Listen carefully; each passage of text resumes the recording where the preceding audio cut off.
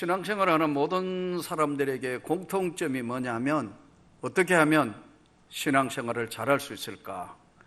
어떻게 하면 예수님을 더 잘 믿을 수 있을까? 그것은 공통적으로 모두가 생각하는 부분입니다. 교회에 나와서 신앙생활을 하는 분 중에 나 아무렇게나 믿겠다 하는 사람은 한 사람도 없습니다. 그러면 신앙생활이라는 것이 출발이 어디서 되느냐 하는 것인 거예요. 이 신앙생활의 출발은 믿음에서 출발한다고 성경이 말씀합니다. 왜냐하면 우리 신앙의 출발이 눈에 보이지 않는 내 영혼에 하나님이 찾아오셔서 그걸 고백하는 것으로 행동으로 옮겨지는 것이 신앙이니까요. 그래서 믿음이라는 것은 바로 모든 신앙의 기본이면서 능력은 믿음에서 나오는 것이다. 하나님의 역사나 하나님의 능력은 그 사람이 어떻게 하나님을 믿고 있느냐에 따라서 그 능력이 나오고 펼쳐지게 됩니다. 믿음은 바라는 것들의 실상이고 보지 못하는 것들의 증거니 이로써 선진들이 증거를 얻었느니라.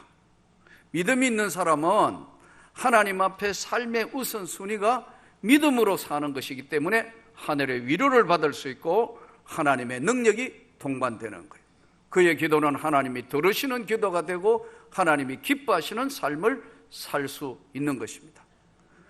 그러나 오늘 성경에서 왜 안 믿는 불신자들, 또 믿지만 신앙생활을 하나님과 동행하는 삶에 자신이 없어지냐면은 하나님을 알만한 것이 그들 속에 보임이라 하나님께서 이를 그들에게 보이셨는데 창세로부터 보이지 아니하는 그의 능력이 신성이 만물에 분명히 보여 알려주었는데도 믿지 않는다는 거예요.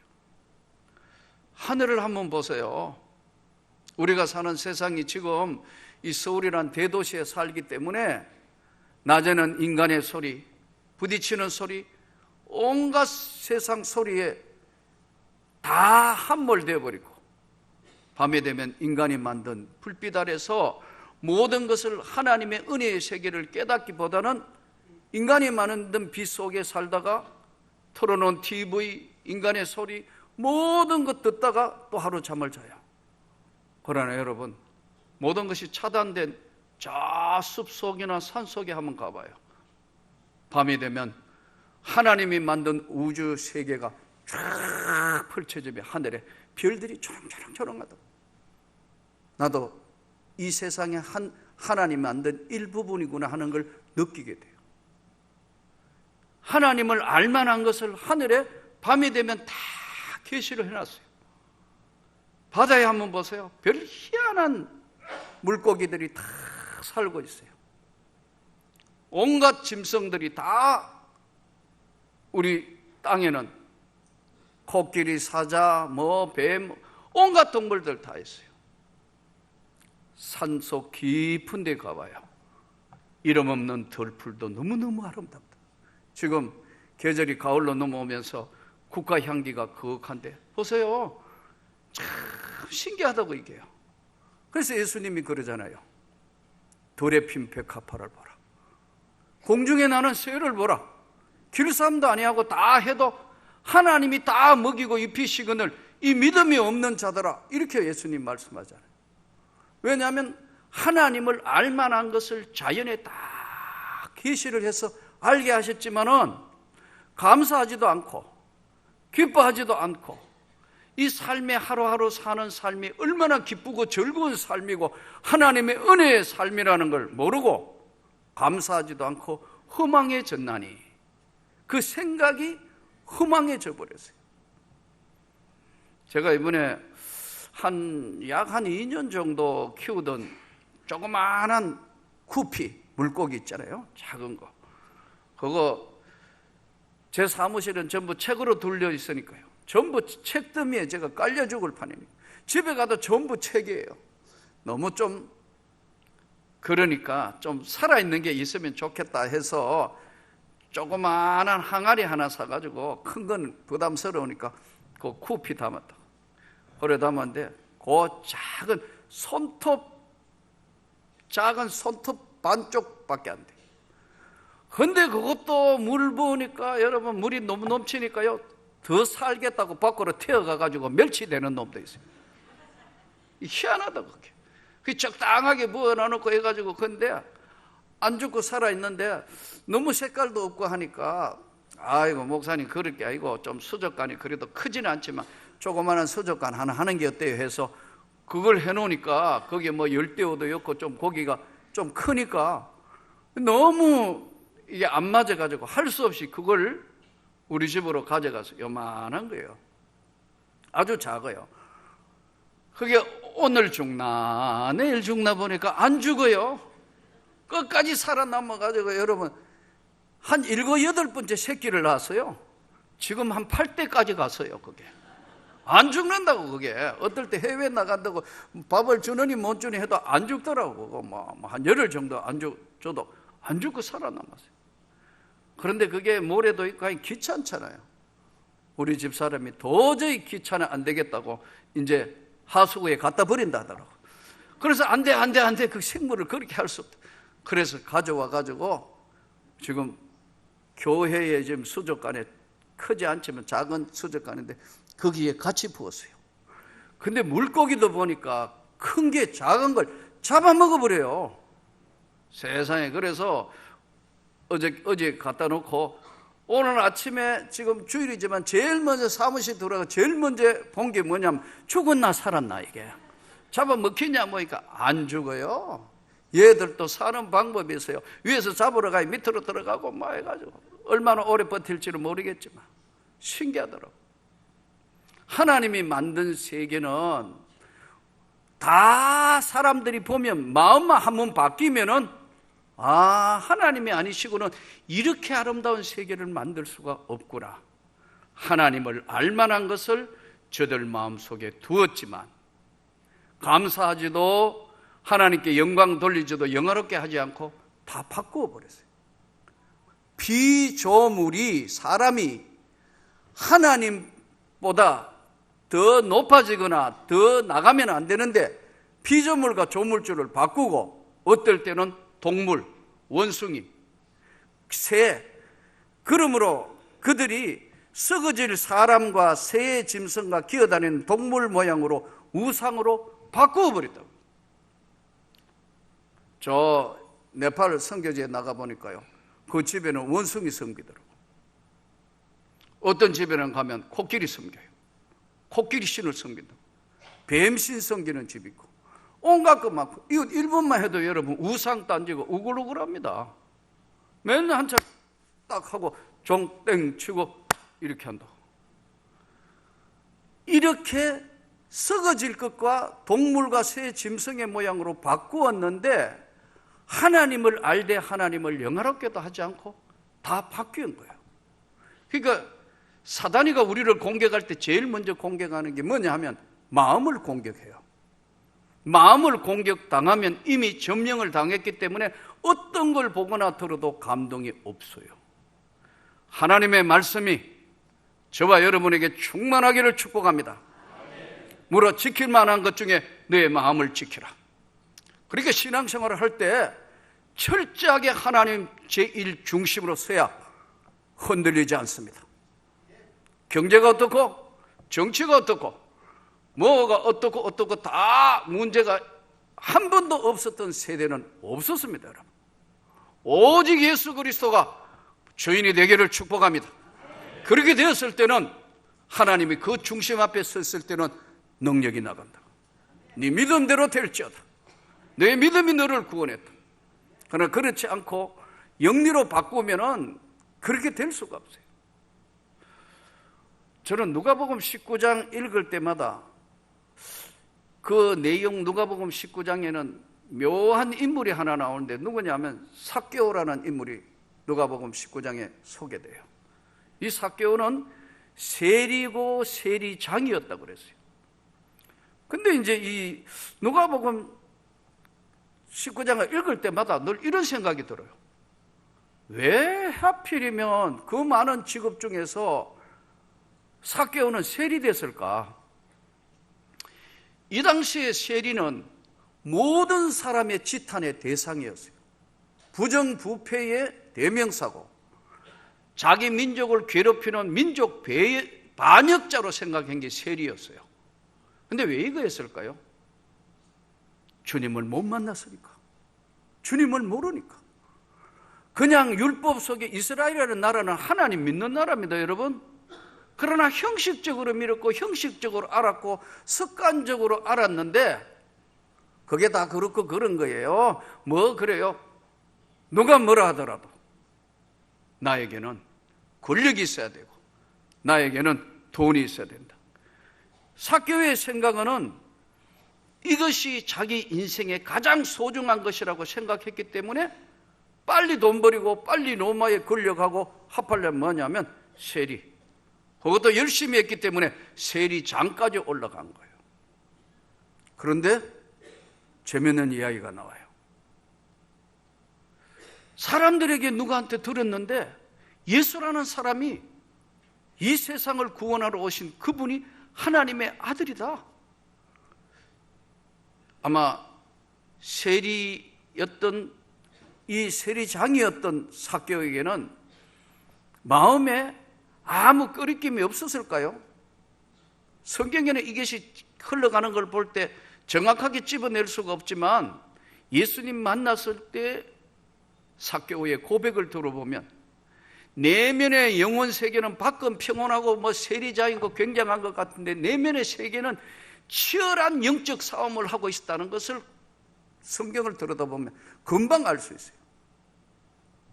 그래서 이분이 도대체 어떻게 생겼는가 한번 만나긴 해봐야 되겠는데 했는데 키가 작아 사람들 사이에 들어가서 볼 수가 없으니까 성경에 보면 뽕나무에 올라가는 이야기 나오잖아요. 있는데 예수님이 지나간다고. 지나가시다가 뭐라 하시죠? 삭개오야, 이리 내려오라. 내가 오늘 너의 집에 유하겠다. 삭개오가 얼마나 놀랐겠어요. 어떻게 예수님이 내 이름을 알으셨을까? 내려오라. 너희 집에 가서 내가 유하겠다. 이때 모든 사람들이 손가락질하고 예수님께 늘 도전하잖아요. 세리와 창녀와 같이 밥을 먹는 아주 부당한 자다. 예수님 전혀 개의치 않지 않습니다. 지금도 심령이 가난한 자를 찾고 계신다는 거예요. 정말 내면에는 이렇게 살면 안 된다는 그 나머지의 그 삶의 치열한 내면 세계를 가지고 있는 삭개오를 주님이 아시고 너의 집에 내가 오늘 유하겠다. 이때 삭개오가 얼마나 중요한 이야기를 하냐면요, 지금까지 살아온 삶하고 주님이 나를 만세전부터 알고 계셨구나. 인생의 주인이 바뀌는 순간이에요. 뭐라고 대답하죠? 치열한 내면의 세계가 그 안에 보이지 않게 공개되는데 뭐라고 합니까? 주님, 내가 만일에 누구에게 토색한 거 있으면 4배로 갚겠습니다. 여러분 4배로 어떻게 갚아요? 내가 뭐 잘못해가 남의 말이래 악한 지레가 뺏은 거나 토색질한 거 있으면 4배로 갚겠습니다. 또 그러고 뭐라 그러죠? 그 앞에요. 내가 가난한 자를 위해서 내 소유의 절반을 내놓겠습니다. 그 생각이 주인이 바뀐 이야기의 고백을 하는데 그 내면의 세계에 지금까지 한 번도 공개되지 않았던 이 지금 삭개오의 내면의 세계에 그 영적인 갈등과 고통을 한순간에 그대로 고백했다. 예수님이 그 말 딱 듣자. 가난한 자에게 절반을 내놓을 것이며 누구에게 토생한 거 있으면 4배로 갚겠습니다. 이 말 떨어지자 예수님이 오늘 이 집에 구원이 이르렀다. 이도 아브라함의 자손이고 아브라함의 자손의 이야기를 왜 하느냐면 유대인 전체 다 보는 데서 하나요. 아브라함은 약속의 자식이다. 여러분, 저와 여러분이 약속의 백성이에요. 하나님은 절대로 버리는 적이 없어요. 세상은 하다가 버리고 이렇게 할 수 있지만 하나님은 절대로 버리지 않습니다. 교회가 뭐냐면 교회는 선교 공동체예요. 예수의 복음을 전하기 위해서 모여있는 선교 공동체고 교회는 하나님의 영광을 위하여 쓰임이 준비되어 있는 살아있는 하나님의 나라가 돼야 되는 거예요, 이게요. 교회 안에는 정말로 여러분을 위해서, 성도 여러분과 저를 위해서 누군가가 기도할 수 있는 사람이 있으면요, 절대로 흔들리거나 무너지지 않습니다. 누군가 날 위하여 진심으로 기도하고 있다. 진심으로 주님께 구하고 있다. 왜냐하면 주님이 듣고 계시니까. 능력은 믿음에서 나오는 거예요. 하나님의 은혜라는 것은 우리가 대부분 세상 살다가 보면 슬픈 일 만나잖아요. 너무 힘든 일 만나잖아요. 나도 어떨 때 친구 목사님 지금 암이라서 오늘 내일 한다고 그렇게 열심으로 해가 교회도 그렇게 성장시키고 다 했는데 췌장암이라고 너무 힘들어하는 모습 이렇게 볼 때마다 주님 그러더라고. 그래도 나는 목사님이 기도하고 있으니까 행복한 거예요 이러더라고. 너무 마음이 아파요. 내일 일은 우리가 아무도 몰라요. 그러므로 여러분 슬픔이나 고통은 누군가가 날 위해 기도하고 위로해 주는 사람이 있으면 하나님의 은혜입니다, 여러분. 교회는 그렇게 해야 되는 거예요. 교회는 미워하고 시기하고 질투하면서 교회 생활한다. 앞뒤가 안 맞는 얘기예요. 진짜 주님을 위해서 기도하고 헌신하고 또 선교 공동체고 목사님만 봐도 내가 목사님 목회사에게 정말 동력자가 되고 최선을 다해야지. 이것이 교회입니다. 또 목회자는 온 성도들의 아픈 고통을 같이 기도하고 같이 나눌 수 있어야 이게 진짜 목회자다. 오늘의 이 시대를 살면서 지금 고백하는 사교회 반을 내놓고 누구든지 토색한 거 있으면 4배로 갚습니다. 오늘 너에게 구원이 이루어졌다. 주인이 바뀐 이야기예요. 슬픔은 위로받을 수 있어요. 그러나 목적이 없는 삶은 절망뿐이다. 그 세상 사람은 절망을 이기기 위해서 자꾸 바꾸는 거예요. 돈으로 주인이 바뀌었다가 자식이 주인이 바뀌었다가 뭐 이렇게 계속 바꾸어 가는 거예요. 오직 주님이 주인이 되기를 축복합니다.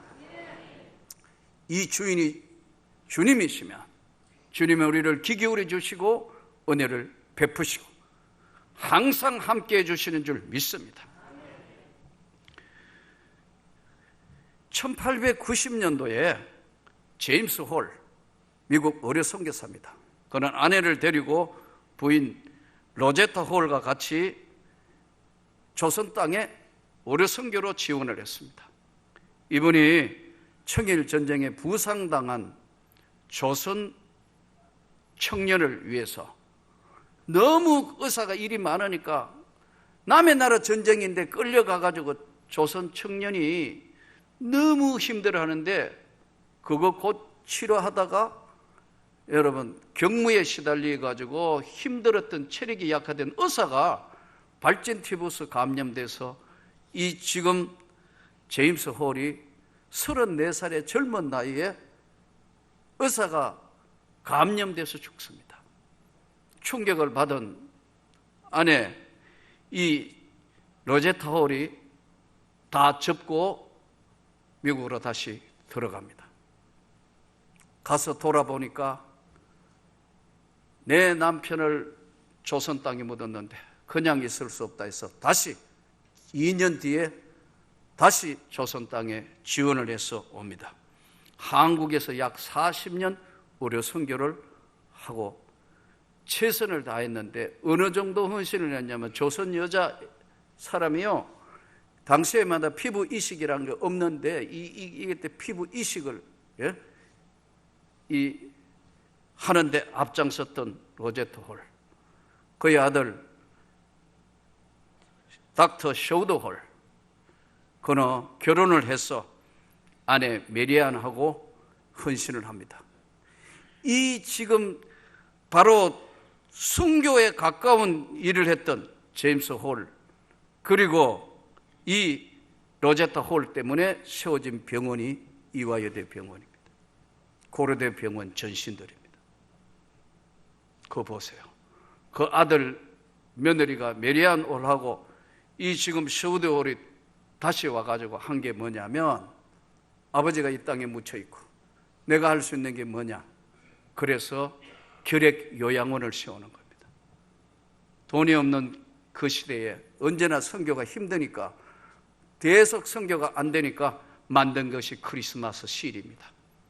이들이 다 목숨을 던져서 이 땅에 하나님의 영광을 위해서 헌신하고, 지금 양아진에 시체 5구가 가족묘로 묻혀 있습니다.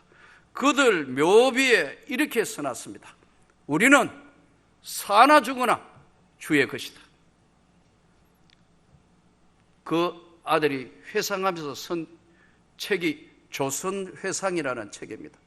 아마 읽어보신 분도 계시는데, 제가 LA 집회 갔다가 한국으로 들어오면서 오면서 비행기에서 그 책을 읽으면서 한없이 울고 울면서 이 책을 다 보다가 보니까 한국에 도착했는데 결심을 했습니다.